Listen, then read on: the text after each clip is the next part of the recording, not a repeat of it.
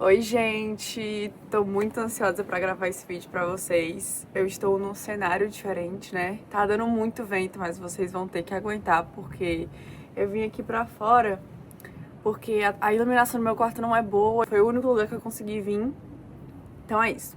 Hoje eu vim contar pra vocês toda a minha trajetória até chegar aonde eu estou hoje, que no caso é o meu tão sonhado intercâmbio para os Estados Unidos. Vou contar pra vocês hoje toda a trajetória, todo o processo que eu tive que fazer antes de vir pra cá. E depois que eu explicar o processo, eu vou responder umas perguntas frequentes que eu recebo, inclusive até hoje, de várias pessoas. Se vocês tiverem mais alguma outra dúvida que eu não tenha respondido nesse vídeo, vocês podem comentar aqui embaixo que eu vou responder vocês. Vamos começar em 2023, dia 15 de setembro de 2023.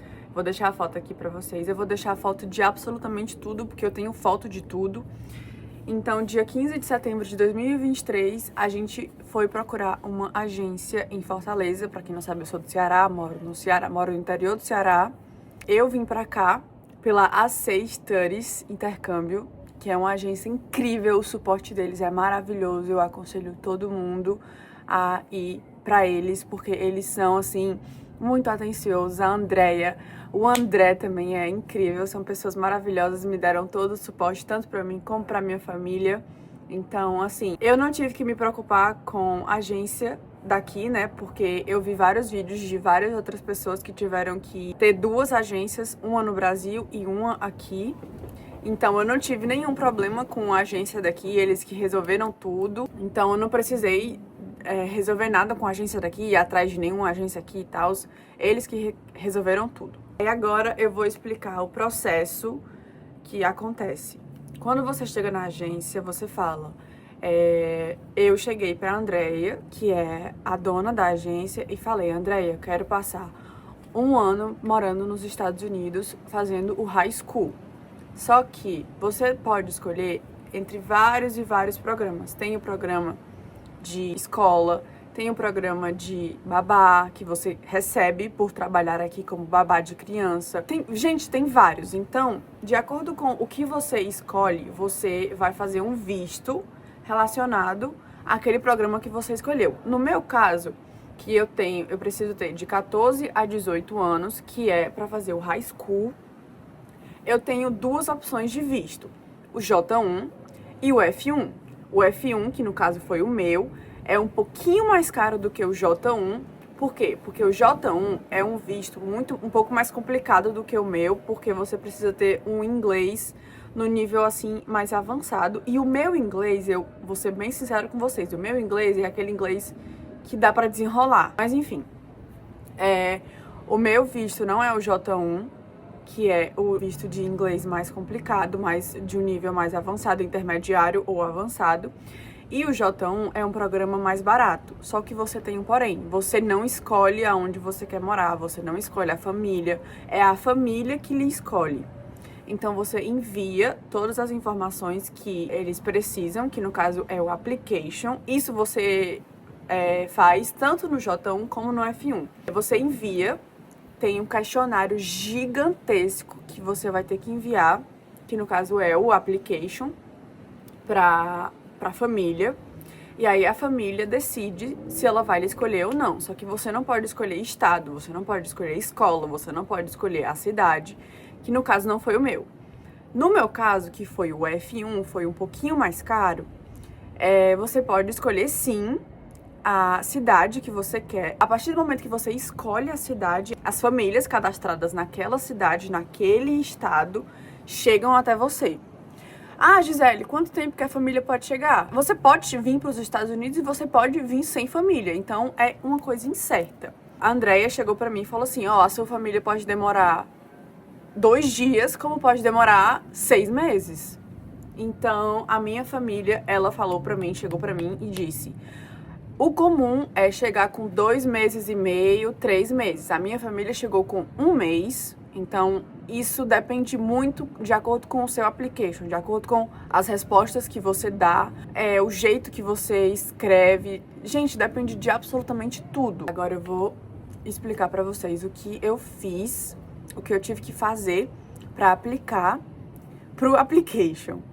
Primeiro eu fiz o questionário que eu falei pra vocês, respondendo coisas do tipo que eu tinha alergia, quais são os meus hobbies, quais são as minhas tarefas de casa, como é a minha rotina, como é a minha convivência com os meus pais, como é a minha convivência com os meus parentes, se eu tenho alergia a gato, se eu tenho alergia a cachorro, se eu tenho alergia a trigo. Diversas perguntas. Quais são os esportes que eu pratico? Quais são as minhas matérias favoritas da escola? Se eu já fiquei de recuperação, se eu já repeti de ano. Qual é a minha preferência de estado?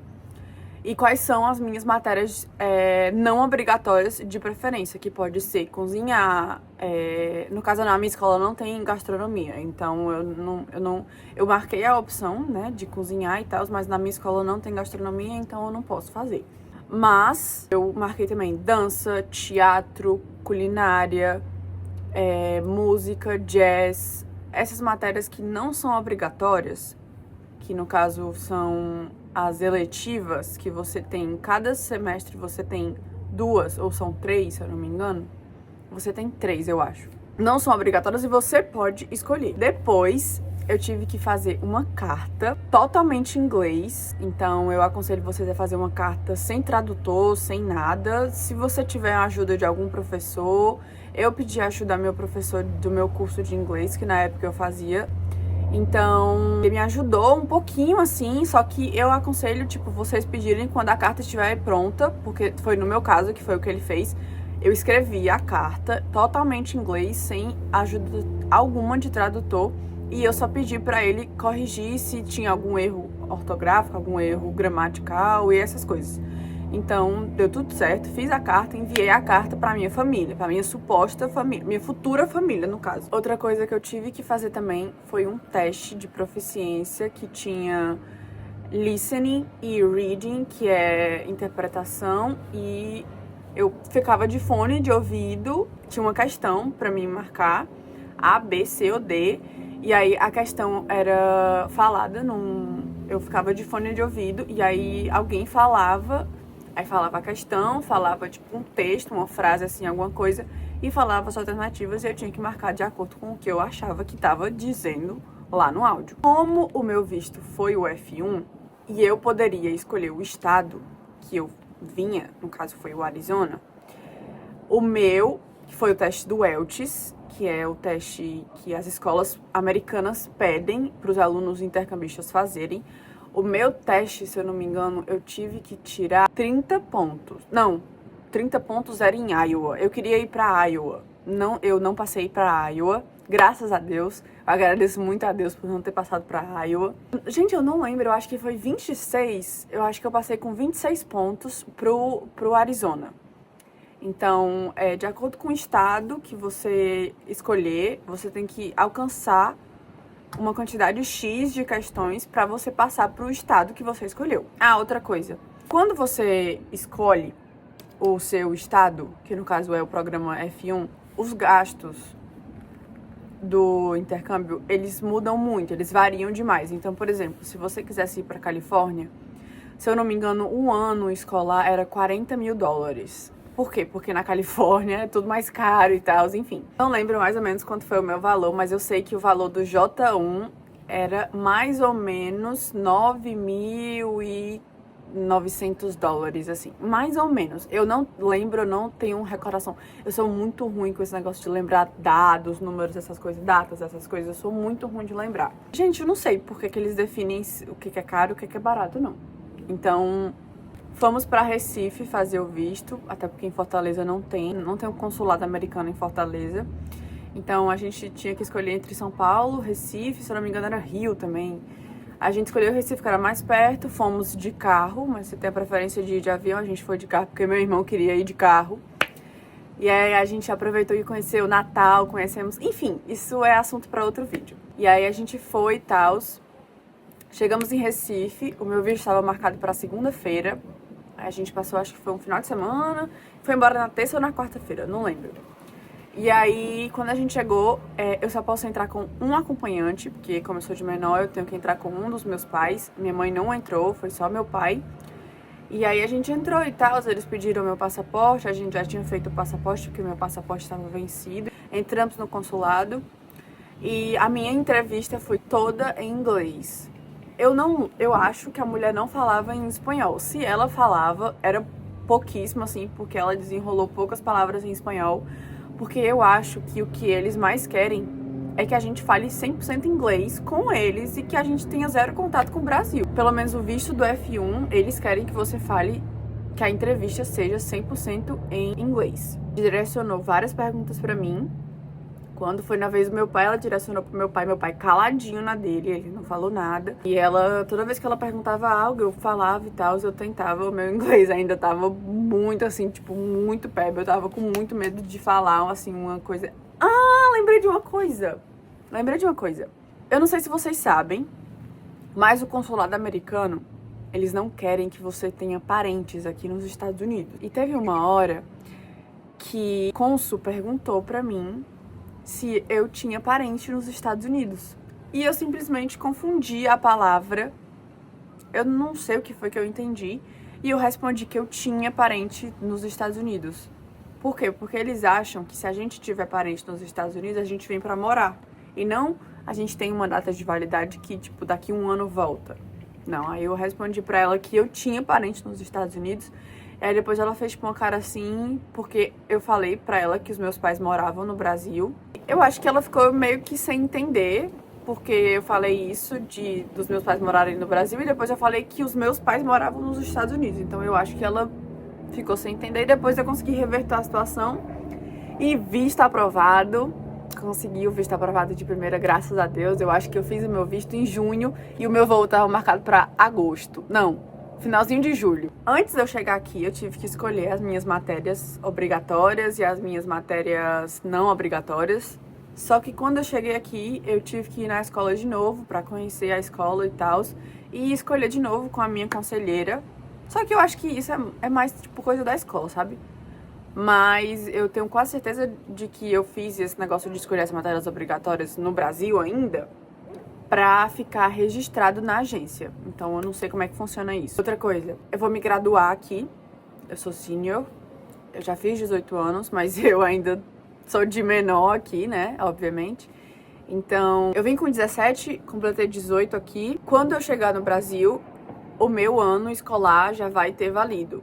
Então, tipo, eu fiz metade do terceiro ano no Brasil, sem valer nada, entre aspas, né? Tava valendo, obviamente, pra mim. Mas quando eu cheguei aqui, eu comecei do zero. Então, eu tô começando de novo e vou terminar aqui. Quando chegar no Brasil, eu passo direto pra faculdade. Não é uma coisa barata, eu posso ser bem sincera com vocês, não foi barato. Eu tenho, assim, tipo, eu não vou falar valores aqui, porque eu não gosto de falar essas coisas. Mas eu tenho certeza que pros meus pais não foi uma coisa barata. Mas eu tenho certeza também que foi um investimento que eles não se arrependem nem um pouco de ter feito pro meu futuro, pra minha evolução como pessoa, pra minha evolução profissional também, porque isso não é todo mundo que tem a oportunidade de estar aqui. Eu sou grata a eles por estar abrindo mão de praticamente tudo no Brasil pra me bancar aqui nos Estados Unidos, que não é um país barato. Muito pelo contrário, é muito caro. Mas os valores são muito relativos. Por exemplo, a minha passagem eu tive que comprar muito em cima da hora, porque eu só podia comprar depois que o meu visto estava pronto. E comprado em cima da hora é muito mais caro do que comprado com antecedência. Esses gastos com agência, com seguro, com visto, com passaporte também é muito relativo. Mas é uma coisa essencial que você precisa fazer, principalmente o seguro que eu tenho aqui. Se eu não me engano, o seguro saúde eu paguei $1.400 no Brasil ainda. Eu não lembro quanto dólar tava, então... Mas enfim, agora eu vou responder as perguntas que eu recebo com mais frequência pra vocês. Muita gente me pergunta se eu vim morar aqui definitivamente e quanto tempo que eu vim passar aqui e tal. Eu vou passar 10 meses aqui, eu já passei 5, vou passar mais 5 agora, que no caso é 1 ano escolar. Outra pergunta que me fazem muito também, se eu iria morar na escola ou se eu iria ficar em casa de host family. Pra quem não sabe, host family é uma família americana que eles recebem no governo pra receber intercambistas. Então eu fiquei em casa, eu estou em casa de host family Aqui eu acho que não tem dormitório em escola, eu acho que só deve ter em faculdade, essas coisas. Eu posso estar falando besteira, mas eu acho que na minha escola não tem dormitório. Mas eu preferia 1000 vezes ficar em casa de host family, porque é outra experiência totalmente diferente. Outra pergunta também muito frequente que fazem é aonde que eu moro, onde que eu tô. Eu tô morando em Mesa, no Arizona. Aqui é o deserto. Não é o Texas. Texas é outro estado, é diferente. Arizona, Texas, são coisas diferentes, tá? Outra pergunta também que eu já tinha falado pra vocês, mas eu vou repetir de novo, é se eu vou terminar o terceiro ou se eu vim apenas pra estudar inglês. Porque muita gente vem apenas pra fazer um curso de inglês aqui e praticar também, né? Mas não, eu vim estudar, tô indo pra escola todos os dias, como se eu fosse pra ir pra escola no Brasil. Então eu sou estudante, só não sou americana, mas eu sou estudante. Vim pra cá estudar, tô no high school e vim praticar o meu inglês no meu dia a dia. Não vim fazer curso de inglês, vim praticar o meu inglês no meu dia a dia e vim estudar como uma americana, numa escola americana. Outra coisa também que me perguntaram é se eu ia dividir quarto ou se eu ia dividir a família com alguma estrangeira, alguma outra intercambista de outro país. Sim, eu divido família com outra intercambista, que no caso ela é do Vietnã, mas eu não divido quarto com ela. Então, você pode cair, por exemplo, ano passado, a minha host mom pegou um brasileiro e 2 meninas, só que esse ano ela pegou só 2 meninas. No ano retrasado, ela pegou 4 meninas, inclusive outra brasileira também. E no ano ela pegou outro brasileiro e mais 2 meninos. Então, ela é a minha host family mesmo que decide com quem que ela vai ficar e tal. Então, isso é muito relativo. Outra pergunta também, nossa, essa é recorde, essa é muito recorde. Sobre o Enem, né? Eu perdi o Enem ano passado, mas o futuro a Deus pertence. Eu não sei como vai estar quando eu chegar no Brasil. Eu não sei, gente. O futuro a Deus pertence. Então, eu realmente não sei. Então foi isso, eu espero muito que vocês tenham gostado desse vídeo, eu espero que eu tenha tirado todas as dúvidas de vocês. E não se esqueçam de deixar o like aqui embaixo, se inscrever no canal. E se você tiver alguma dúvida que eu não tirei aqui nesse vídeo, coloca aqui embaixo nos comentários que eu vou responder com todo amor do mundo. É isso, beijinhos!